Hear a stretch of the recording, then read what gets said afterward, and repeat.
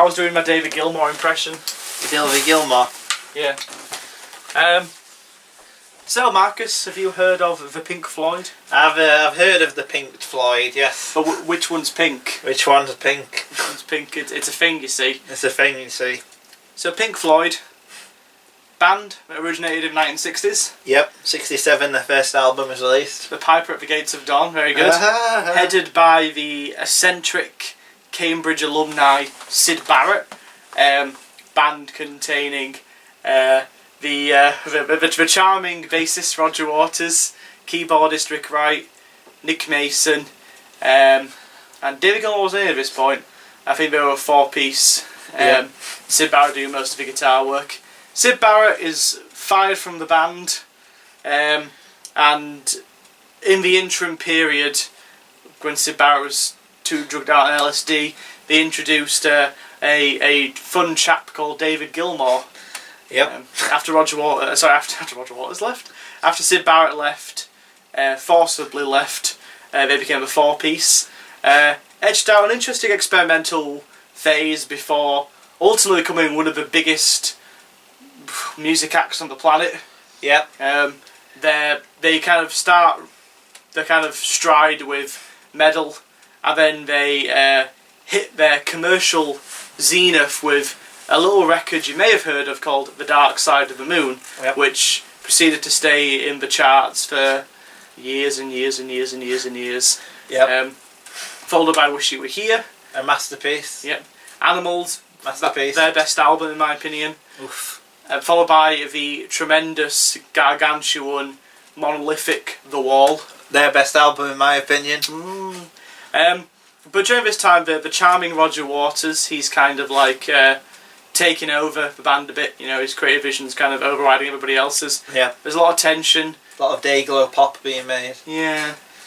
Rick Wright's fired from the band, but then he's hired as a touring musician for the Wall tour. And ironically enough, Rick Wright was the only. Do you know this? Rick Wright was the only one who actually earned any money from the Wall tour. Really? Because since he was a high musician, they had to pay him a flat rate for every show. While all the other members of the band, they lost money. Oh, because of how expensive the tour. Yeah. So then Roger Waters really overts and himself on the next album, The Final Cut, which I think is a very good album, but it's not a very good Pink Floyd album. I like it. It's good, yeah, it's a really good album. Roger Waters then declares Pink Floyd to be a spent force in the mid-80s. Yep. David Gilmour and Nick Mason say, fuck you, we're going to continue. Eventually, in a court battle, they won the rights to the name Pink Floyd, and they made the terribly average album, borderline bad, A Momentary Lapse of Reason. I've never heard all of this. It's not great. No. This is then followed up by, because Rick Wright, still a touring musician, he officially rejoins the band with The Division Bell. Now, I think The Division Bell's a great album. I've only heard the "Yeah, it was colder." Oh yeah, the High Hopes. Yeah, it's a great song. It's alright. Yeah, I'm a big fan of The Division Bell. I think it's a really good last album. Well, look at you, Grandad. I know. Last album. What rock have you been living under? So, for years and years and years, there was silence from Pink Floyd. In 2005, they reunited for Live 8, which was met with rapturous applause. And then I think about 2 months later, Syd Barrett finally died. Then a few years ago, it was about 5 years ago now, Rick Wright passed away of cancer, unfortunately. An incredibly talented keyboard player, and I think one of the best in rock and prog. Yeah. And then David Gilmour and Nick Mason announced recently that they would be going back to the outtakes made from the time of recording The Division Bell, which was originally called The Big Spliff, which was close. It's called The Big Spliff, yeah. But it was closer to old style Pink Floyd, and it was mostly headed by Rick Wright, and it was mostly improvisation and jams. They've taken 20 hours of recording, melded it all into one piece, and called it The Endless River, which is the product Marcus has been patiently holding for a while. The Endless River. So, Pink Floyd, The Endless River. So what do you think of the cover? I hate it. It's god awful. I think it looks like a Dream Theater album cover. A Dream Theater album cover. I can just imagine the Dream Theater logo on there saying like live at Battersea pub. Yeah. Well, I think it looks pretty pretentious, to be honest. Yeah. Like, would you not think this looks like, I don't know, maybe this would be the new Brian Eno album. An album like a whole album, ambient album. Well, actually, speaking of that, it is. yes, technically speaking, it's all instrumentals. But it doesn't have the like simplicity of the Dark Side of the Moon or Wish You Were Here or Animals of a Wall. No. Heck, it's not even a Final Cut. No. It's not even a Numa Gooma. Well, I really like Brian Eno and can imagine that it doesn't live up to his standards as well. So, Marcus, what do you think of The Endless River? I've not actually heard The Endless River. Oh, right. So we'll mainly just hold the album while you talk. You can hold it. Actually, I'm ready to look at it, actually. That's fine. So, The Endless River. It's... I'm going to be honest, I've only listened to it once. I think it's going to need maybe a couple more listens before I can kind of make a judgment on it. But it's pretty much exactly what I expected it to be. It's very Floydian. Floydian. Yes, I'm coining that. It's very Floydian. Yep. There's a lot of sections which feel like the spirit of Pink Floyd. You know, like the Nick Mason drum fills like doom, doom, doom, doom, doom, doom, doom. Yep. That's all there. The instantly recognisable David Gilmour guitar sound is all there. The Rick Wright keyboards sound beautiful. And there are sections on the album which are really great. There's some really lovely, just you get lost in the instrumentation of it.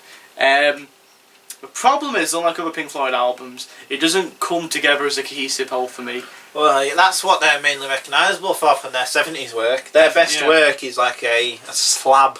Yeah. It's monolithic. It's quite... Well, a lot of their 70s work is surprisingly difficult compared to their popularity, especially your favourite Animals. Yeah, that only really clicks after about 10 listens. Yeah. Animals is a really difficult album. You've got the...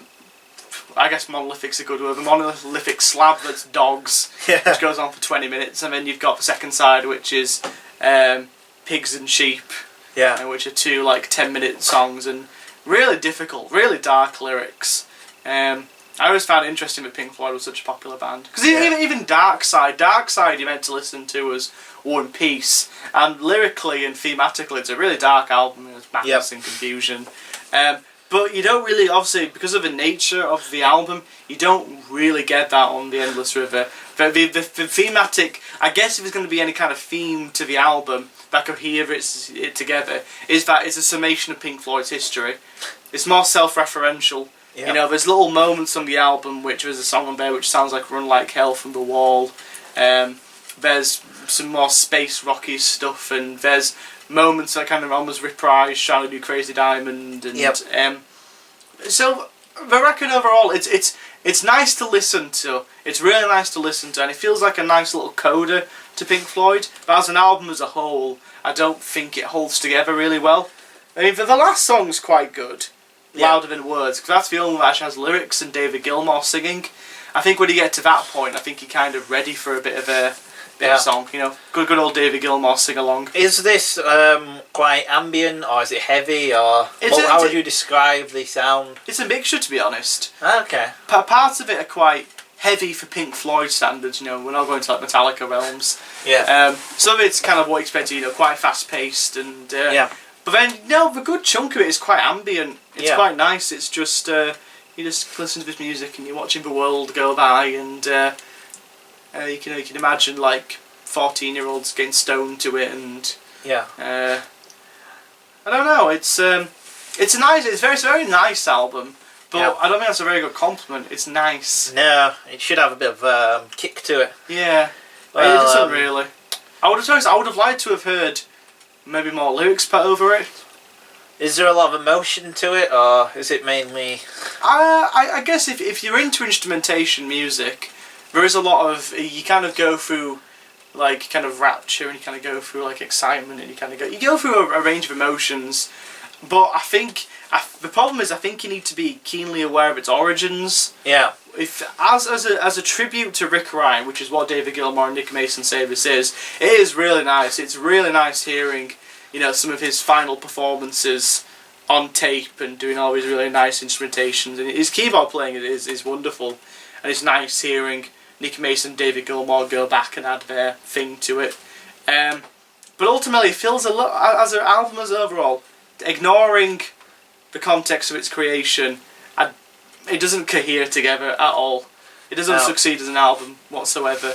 Not in the same way that the past ones do. But that's obvious, I think, considering its origin. Yeah. It's the absolute best album it could have been, considering its origins.